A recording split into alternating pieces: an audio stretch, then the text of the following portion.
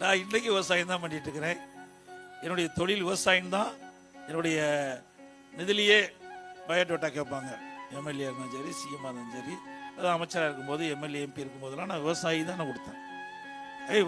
விவசாயி தான், இதில் எந்த மாற்று கருத்தும் கிடையாது.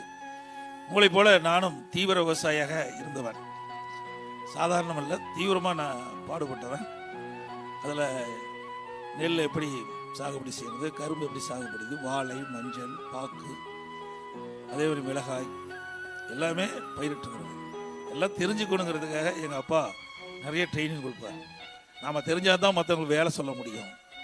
நமக்கு முதல் விவசாயம் தெரிய வேணும். அப்போ தான் நமக்கு கூட இருக்கிறவர்களுக்கு அதை சுட்டி காட்ட முடியும் என்று சொல்லி சிறு வயதிலிருந்து நான் படிக்கின்ற காலத்திலிருந்தே விவசாய பணியில் ஈடுபட்டு அதன் விளைவாகத்தான் எனக்கு இந்த உங்களுடைய ஆதரவால் முதலமைச்சர் பதவி கிடைக்கின்ற பொழுது அதை முழுமையாக பயன்படுத்தி எனக்கு கிடைத்த அனுபவத்தை வைத்து ஒரு சிறப்பான திட்டங்களை விவசாயிக்கு வழங்க வேண்டும். அதனால் விவசாயிகள் நலன் பெற வேண்டும் என்ற அடிப்படையில் தான் எங்களால் முடிந்த செய்தி கொடுத்தோம்.